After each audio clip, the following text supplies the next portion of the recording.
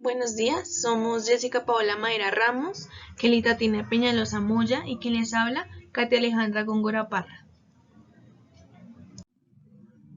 A continuación, hablaremos sobre las hormonas esteroideas, qué son, sus tipos, su síntesis y todo lo relacionado a ellas. ¿Qué son las hormonas esteroideas? Esas son hormonas que están hechas por lípidos, como lo son los fosfolípidos de colesterol, de los cuales profundizaremos más adelante. Estas son solubles en grasa y por esa característica se pueden diseminar a través de la membrana celular y se pueden adherir a los receptores ubicados en el citoplasma de la célula. Como lo observamos en la diapositiva, en la parte izquierda, tenemos la estructura general de un esteroide, el cual está constituido por 3 hexágonos denominados A, B y C y un pentágono denominado D. Los números que observamos a su alrededor son el número de átomos que lo constituyen, en este caso son 18. En la parte derecha observamos la estructura del colesterol y en esta partecita observamos la estructura del esteroide. El colesterol es muy importante para la constitución de este tipo de hormonas. Tengamos presente que este tipo de hormonas son un factor importante para la transcripción, que es el primer proceso de proyección genética que realizan las células. Los lípidos son una familia grande de biomoléculas, los cuales son solubles en disoluciones orgánicas, no lo son en agua. Estos son componentes muy importantes de las membranas celulares, las vitaminas liposolubles y las hormonas esteroideas.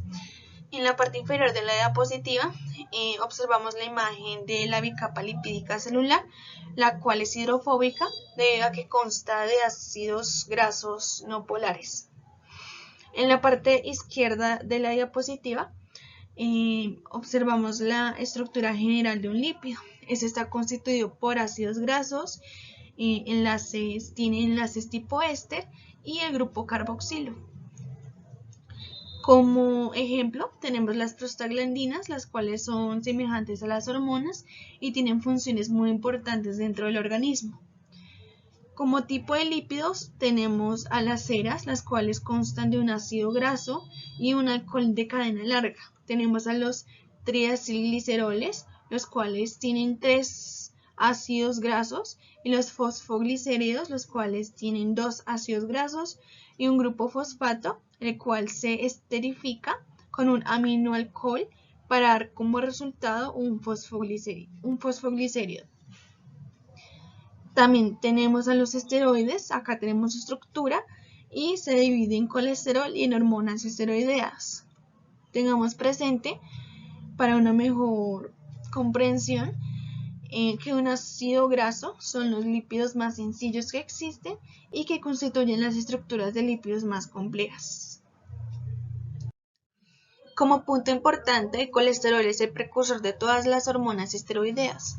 Tenemos 3 tipos de hormonas esteroideas. Están los corticoides, los andrógenos y los estrógenos. Como ejemplo, en corticoides se tomó a la cortisona, la cual es producida en las glándulas adrenales. Este es un glucocorticoide, el cual aumenta los niveles de glucosa y estimula la síntesis de glucógeno. En los andrógenos, estas son hormonas sexuales masculinas, se encuentra la testosterona que se produce en los testículos. Este estimula el desarrollo masculino y sus determinadas características. Y dentro de los estrógenos, estas son hormonas sexuales femeninas, dentro de las cuales se encuentra el estradiol. Este se produce en los ovarios y estimula el desarrollo femenino y sus características. Si observamos las estructuras de las 3 hormonas, observamos que tienen algo en común. Se encuentra la estructura general del esteroide, los 3 hexágonos y el pentágono. Aquí también se observa y igualmente acá. Para recordar, la presencia y posesión de los dobles enlaces, la posición y la orientación del hidroxilo u otros grupos funcionales en el núcleo básico y la estructura son características particulares y muy importantes de cada una de las hormonas, lo cual es esencial al momento de identificarlas. Hablar de la biosíntesis de hormonas esteroideas. Para más claridad, la biosíntesis es un proceso en donde se da la creación de nuevos productos un poco más complejos que provienen de un sustrato específico. Esto gracias a la acción de diferentes enzimas. En este caso, pues estamos hablando de la biosíntesis de hormonas esteroideas. Entonces, estamos hablando de un grupo específico, o bueno, un sustrato específico que es el colesterol, que es la estructura que vemos aquí adelante. El colesterol es un lípido, tiene un total de 27 carbonos y por medio de unas enzimas que vamos a hablar más adelante se va a dar la producción de productos más complejos, las cuales son las hormonas esteroideas. Para a modo de introducción un poco en este concepto, me gustaría que conocieran esta estructura que es el ciclo pentanoperidrofenantreno. Esta estructura la vamos a encontrar en cada una de las hormonas de las cuales vamos a hablar, y la diferenciación que se va a dar en cada una es que se va a dar la ruptura de dobles enlaces y se van a formar solo un enlace de carbono, o van a haber más grupos hidroxilos o menos grupos hidroxilos dependiendo de la hormona que se va a formar. Entonces, pues a modo de ejemplo, pues les estoy mostrando aquí las hormonas esteroideas que vamos a encontrar, que son la progesterona, la aldosterona, el colesterol, el estradiol, la testosterona. Como se pueden dar cuenta, la estructura que les mencioné anteriormente está en cada una de las hormonas, pero pues tiene sus diferenciaciones. Pueden ver más grupos hidroxilos en algunas, como el cortisol. Pueden ver que se rompen como la cadena lateral del colesterol se rompe en el etradiol, y cambian también los dobles enlaces en las diferentes estructuras, y esto pues se va a ver evidenciado pues en su nomenclatura y pues en cómo el funcionamiento y cómo la vamos a ir viendo, ¿vale? Entonces, primero que todo, para hablar de este proceso tenemos que hablar en qué órganos se produce. Entonces se producen tres órganos importantes: las glándulas suprarrenales, más específicamente en la corteza suprarrenal, y en las gónadas tanto de la mujer como del hombre. En el hombre, en la izquierda podemos ver los testículos, y en la mujer podemos ver los ovarios, ¿vale? Hice un esquema en el cual les estoy presentando pues los órganos que les acabé de mencionar y el tipo de hormona que se va a producir. Entonces tenemos la corteza suprarrenal, se producen las corticoides, en los testículos los andrógenos y en los ovarios los estrógenos. Como les dije, pues este es un proceso donde actúan las enzimas en la biosíntesis. En este caso específico van a actuar son las citrocromo P450. Esta es una familia de enzimas las cuales tienen un funcionamiento específico. En este caso, pues me gustaría mencionarles primero que todo cuál es su coenzima y cuál es su cofactor con las cuales pues va a funcionar, ¿no? Entonces, como cofactor tenemos el oxígeno y como coenzima tenemos el NADPH. ¿Cuál es el funcionamiento? A la izquierda podemos ver que hay enlaces de carbono-hidrógeno, y a la derecha podemos ver que hay un enlace de carbono-hidroxilo. Ese es su funcionamiento. Lo que hace es romper enlaces carbono-hidrógeno y formar enlaces carbono-hidroxilo. Ahora ustedes lo pudieron evidenciar en las imágenes anteriores en cada una de las hormonas, cómo los cambios se dan en cuanto se rompen enlaces carbono-hidrógeno y se forman enlaces carbono-hidroxilo. A modo de ejemplo, nuevamente, entonces tomamos a nuestro precursor, que es el colesterol, y tenemos una de las hormonas que se forman en el proceso de biosíntesis, que es la testosterona. Esto se da en las gónadas, ¿ok? Como podemos ver en el carbono número 17, que ahí se los dejé enumerado para que lo tomaran en cuenta, se rompe este enlace que es carbono-hidrógeno, carbono-carbono, y se forma ahora un enlace carbono-hidroxilo.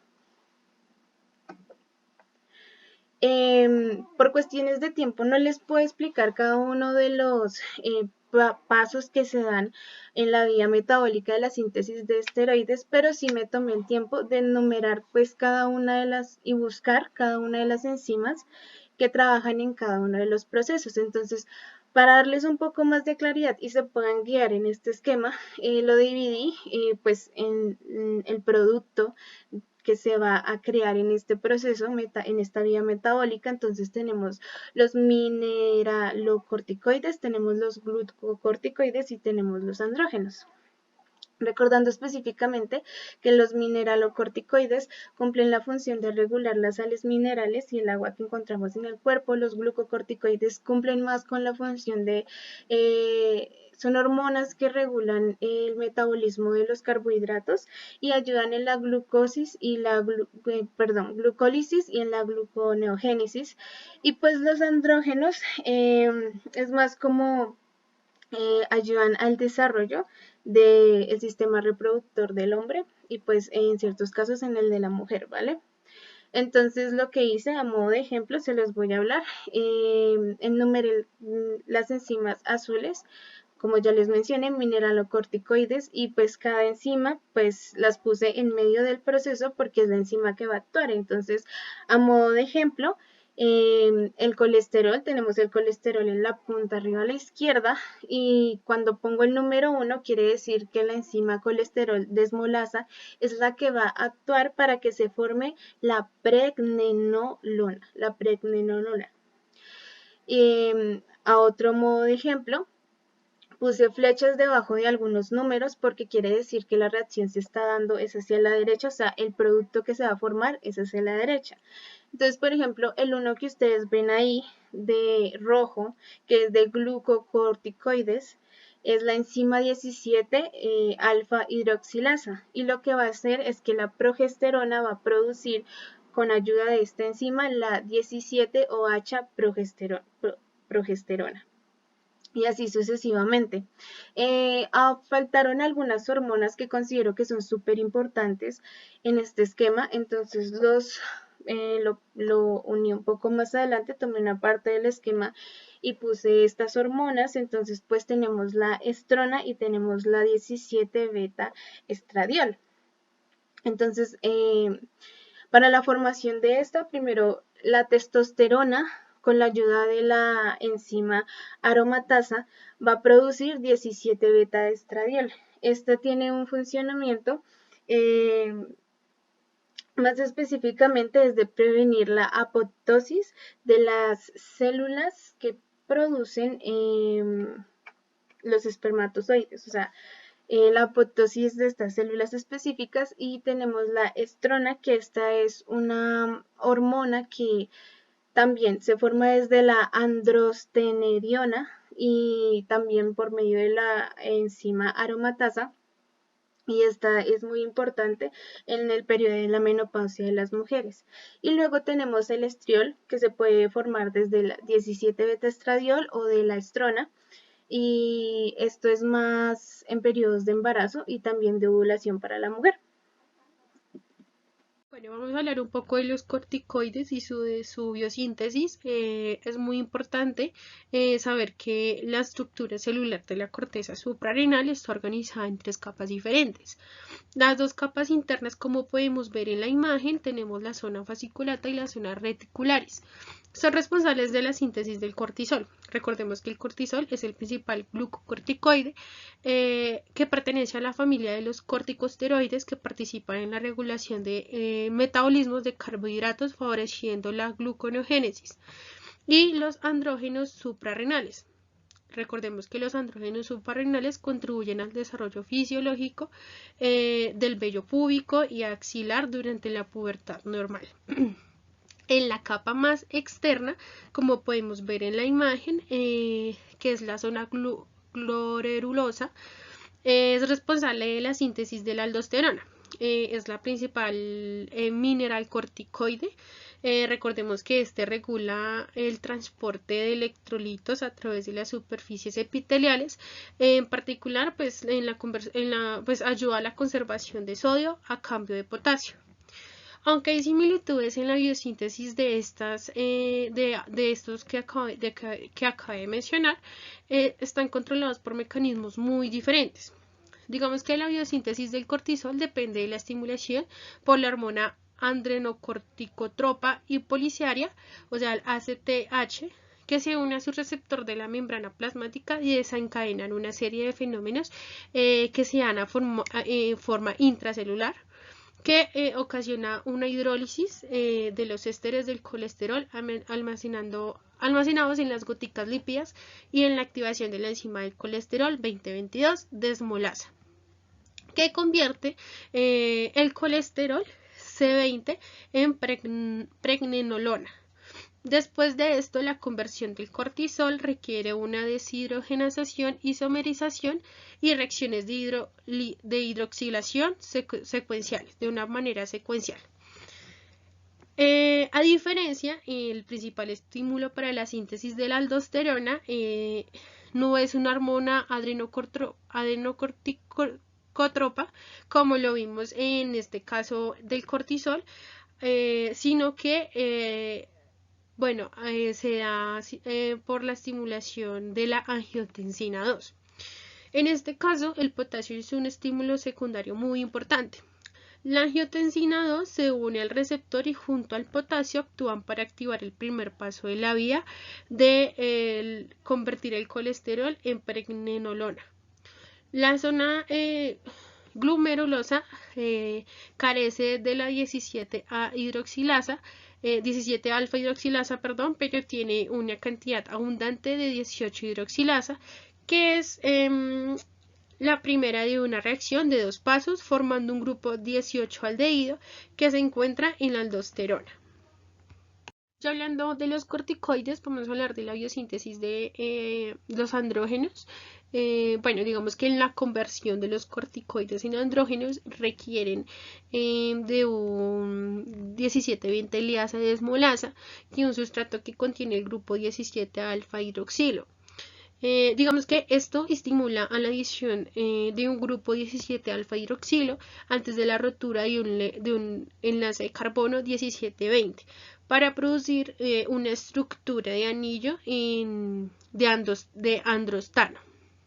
Esta enzima abunda en las células de Leydig en los testículos y en las células granulosas del ovario, aunque en estos casos el paso limitante de la ruptura de la cadena lateral del colesterol es estimulado por la L2 en los testículos y en la hormona estimuladora del folículo en el ovario. Así pues en estos dos tejidos diferentes es el mismo paso biosintético, está controlado por dos hormonas distintas, o sea, se da el mismo paso de biosíntesis, pero es controlado por dos hormonas distintas, como le decíamos, el ovario y en el testículo. Entonces es estimulado, uno es por la L2 o LH y la otra por el FSH, recordemos que es la hormona estimuladora del folículo. Bueno, ya hablando un poco de los andrógenos, vamos a hablar de cómo se convierten estos en estrógenos. Digamos que esto conlleva a la eliminación del grupo metiloangular en el C19, como podemos ver acá, y se da la eliminación del grupo acá. Y en este lado ya no tenemos el grupo metilo por la acción de la 19 aromatasa. Y el anillo A, como podemos ver, sufre dos hidrogenaciones como parte de la reacción, pues lo que genera en el núcleo 1,3,5,10 estratrieno característico.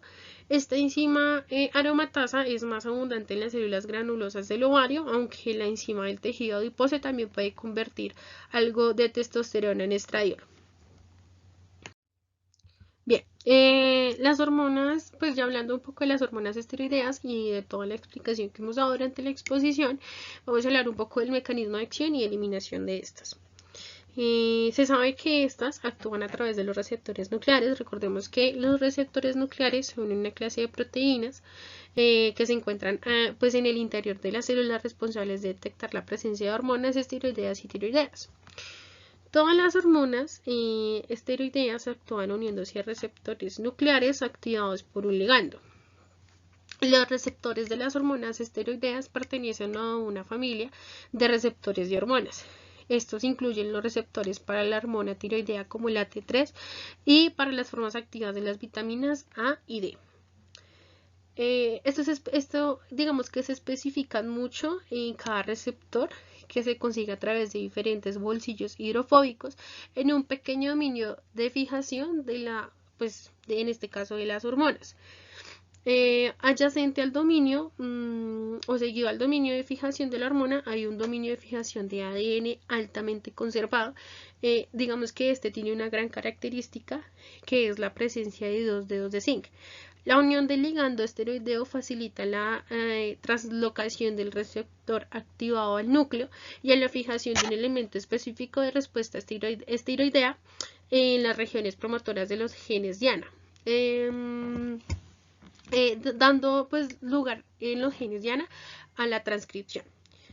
La variabilidad genética en las estructuras de los receptores esteroideos puede dar lugar a un grado variable de resistencia a las hormonas y a presentaciones clínicas diversas. Hablando de la eliminación, las hormonas esteroideas se secretan exactamente en la orina. La mayoría de las hormonas esteroideas se excretan a través del riñón. El proceso consta de 2 pasos principales. En primer lugar, la potencia biológica del esteroide se debe eliminar y eso se consigue mediante una serie de reacciones de reducción. En segundo lugar, la estructura esteroidea debe convertirse en un componente hidrosoluble, lo que se consigue mediante la conjugación de un derivado glucuronido o sulfato, habitualmente a través del grupo hidroxilo C3. Hay muchos conjugados diferentes de hormonas esteroideas que están dentro de la orina, algunos están presentes en concentraciones elevadas. Es por eso que cuando realizamos un perfil urinario o queremos ver un perfil de hormonas esteroides mediante exámenes urinarios, exactamente más en la cromatografía o espectrometría de masas, identifica que generalmente hay más de 30 esteroides dentro de la orina. Esto fue la presentación de hormonas esteroideas a cargo de Kelly, Jessica y Katia. Muchas gracias por su atención.